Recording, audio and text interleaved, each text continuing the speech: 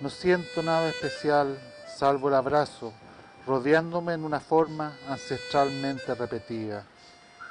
Cavidad pasajera de un momento finito, de un viaje con miles de siglos precediéndome. Siento el abrazo ceder, nace la nostalgia en todo mi cuerpo, añoranza por seguir protegido otros muchos siglos en otras cavidades.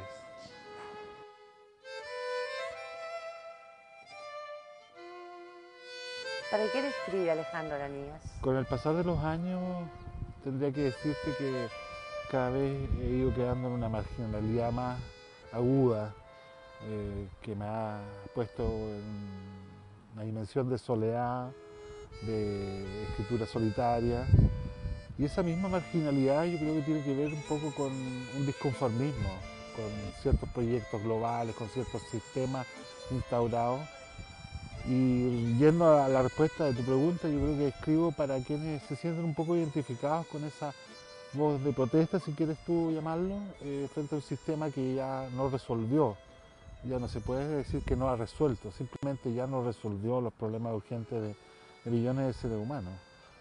Y en ese sentido yo te diría que escribo para la gente que aún cree que es posible modificar ciertas estructuras anquilosadas en nuestro sistema. Eso te diría yo. Eh, Además, escribir también por esa misma marginalidad y esa soledad de la cual te hablo, se va transformando en un refugio. ¿Ya? Un refugio personal que hace que la voz propia se manifieste a través de la escritura, sin mayores pretensiones que dejar estampado un cierto testimonio, nada más que eso. No hay mayor pretensión. Así que eso podría decirte, yo creo que es una voz de protesta y escribo para quienes se sienten identificados con esa voz. La tecnología ha evolucionado vertiginosamente. ¿Crees tú que la poesía ha ido evolucionando de la misma forma? Bueno, en realidad la evolución de la tecnología va por un carril y la poesía va por otra. Ahora, el desarrollo en general va por un gran carril, si pudiéramos decirlo de alguna manera, pero la poesía siempre va a estar instalada en lo más íntimo del ser humano. La tecnología es algo más global, algo más masivo, si tú quieres. Y la poesía yo la dejaría instalada en el mismo lugar que he tenido en las últimas 5 o 6 décadas, o sea, un lugar de intimidad, de reflexión personal, que en cierto modo sí ha sufrido una evolución hacia el lenguaje y hacia tonos, digamos, distintos, porque en cierta manera la prosa poética, el verso libre, todo eso ha ido construyendo una nueva poesía, si tú quieres. Pero yo creo que el arte de la poesía, el arte de escribir poesía, sigue estando donde mismo, donde estuvo en los 60, donde estuvo en los 50, que es el espacio de intimidad del ser humano y del escritor, en definitiva. Y en ese sentido, yo diría que son dos caminos distintos, el de la tecnología y el del arte poético, digamos. Hasta hace muy poco, y digo poco, un año y medio, todo lo que yo escribía era más bien de índole satírico, con una gran ironía, ¿ya? Con una gran crítica social, muy enojado escribiendo, diría yo. ¿Ya? Y tal cual te lo mencioné en más de alguna ocasión que tuve la oportunidad de conversar, yo he tratado de ir girando mi discurso poético hacia algo más tranquilo, más sensible, digamos, sin abusar mucho de esa palabra porque está un poco manoseada, pero yo diría que el discurso ha ido girando hacia algo más humano, más cotidiano, siempre en un ámbito poético, pero más cotidiano. El discurso de alguna manera hoy día está como localizado en los espejos de las personas. ¿Ya? Antes estuvo localizado y focalizado en la observación. O sea, todo lo que yo observé por muchos años, en deambular por miles de partes, por miles de cafés, cafeterías, a las horas más increíbles, me hizo un observante, un observador. Y eso lo tengo traspasado a los libros que tú más o menos conoces bien. Pero ahora ya hay un giro hacia hablar de los espejos, digamos. Y obviamente debería haber una tercera o última etapa, que es hablar de algo más profundo que aún no sabría cómo definir.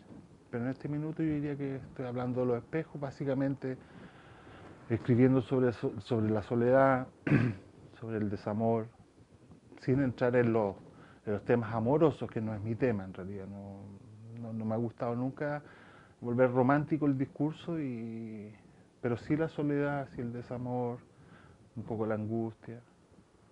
Yo diría que hacia ella se dirige actualmente lo que escribo. ¿Cómo nace la poesía en la vida de Alejandro Lapinas? ¿En qué momento? Yo creo que en el momento en que uno se siente derrotado. Yo me sentí derrotado en el lenguaje de esos años, digamos, hace bastantes años ya. Hoy día no lo vería como una derrota, pero derrotado en términos de esos años, me hizo buscar ciertas partes de mí que tenía perdidas. Y ahí me di cuenta que tenía ciertas particularidades, digamos, que pude simplemente amalgamar con la poesía. O sea, la poesía fue lo único que realmente me respondió a las incógnitas que yo en ese momento estaba sintiendo. Y me aferré, obviamente, a la poesía, a la lectura de la poesía. Yo creo que después nació una inquietud por escribir o por tratar de enarbolar ciertas ideas escritas, pero lo que sí, respondiendo a tu pregunta, ¿cómo nació? Yo diría a partir de la derrota con una necesidad muy grande de leer poesía. ¿Piensas que el escritor tiene que ser comprometido? Pienso así muy particularmente y desde mi perspectiva que un escritor justamente no debe ser comprometido. ¿Ya? Ahora, tu pregunta abarca dos planos, porque hay un compromiso que podría llamarse un compromiso militante, un compromiso religioso, ¿ya? Porque también hay otro plano que es el compromiso global, digamos, como ser humano. Ese no se discute, o sea, siempre está la posibilidad de aportar con un pequeño comentario, una pequeña palabra que ayude a mejorar la calidad de las personas, la calidad de vida. Pero lo que se ha llamado siempre el escritor comprometido, el escritor militante, yo pienso que al final termina desapareciendo como poeta, ¿ya? Y prevalece su compromiso con esa militancia. Así que respondiendo así directamente, creo que no debe ser comprometido. Pero si hubiera que poner ejemplos, no los voy a poner, pero sí en la historia nuestra hay grandes escritores comprometidos que yo creo que de alguna forma malearon o distorsionaron un poco su propio discurso poético, ¿ya? Ante la necesidad de responder a un cierto compromiso, a una cierta militancia, ya sea política, religiosa, organizativa, como quieras llamarlo. Yo creo que se pierde un poco el discurso libre del poeta. Alejandro, y respecto, digamos, a los autores, ¿qué autores son tus preferidos? Tus libros de cabecera. No tengo libros de cabecera. Tuve por muchos años libros de cabecera y literalmente de cabecera, ¿ya?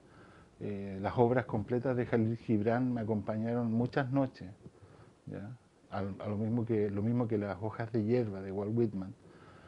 De alguna manera fueron como guías en algún momento de oscuridad, de tiniebla, por decirlo de alguna manera. Pero básicamente Gibran. Gibran con ese humanismo romántico, ¿ya? No romántico amoroso, sino en el sentido más amplio de lo romántico, fue suavizando un poco las durezas de lo que en esos tiempos yo iba atravesando.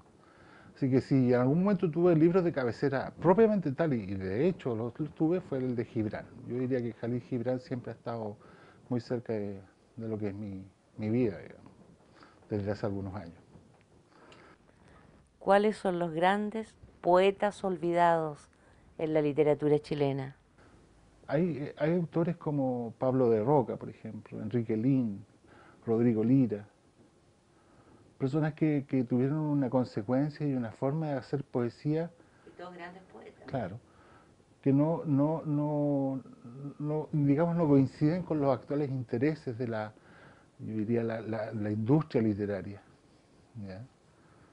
En ese sentido, yo creo que los grandes olvidados son, entre otros, de Roca, Lin, Lira,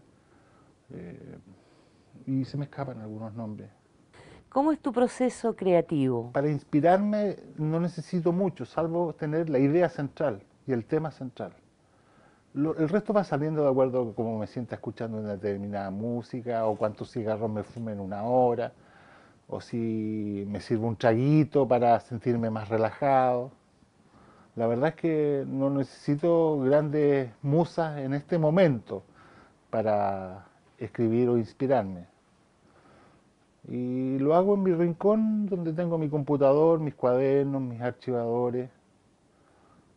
Y bueno, el surrealismo es algo que siempre permanece subyacente, digamos, en mi forma de ver las cosas. ¿Ya?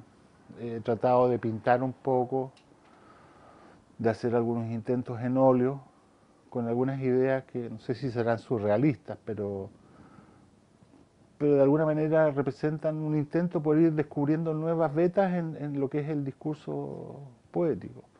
Así que grandes inspiraciones o inspiradores o doras no necesito. Quizás una pequeña atmósfera nada más, y el tema y la idea central, eso es fundamental. En algún momento de mi vida, ya hace algunos años, observar, recrearme con un cuadro de Mata era verme reflejado. ¿Ya? Me entendía a mí mismo, me veía a mí mismo en los cuadros de Mata. ¿Ya? Yo no soy un estudioso de Mata, soy un devorador de cuadros de Mata, un admirador de su trabajo.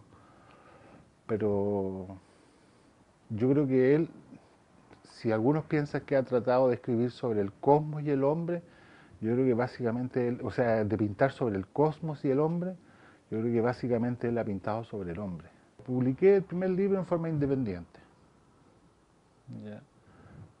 Que se llamaba Linternas del Día. Un esbozo de que lo que podía ser una observación de lo que en ese minuto podía ser el mundo que me rodeaba. El segundo, clínicamente probado, ya es editado por una editorial del Santiaguina, que tiene que ver con una experiencia traumática de salud. El tercero ya es más bien una sátira política, con bastante crítica política, a todo el movimiento político, a todo lo que es el mundo de la política, valga la redundancia. Y la verdad es que ese gustó bastante, tenía mucha pimienta ese libro y la gente se entretuvo leyéndolo.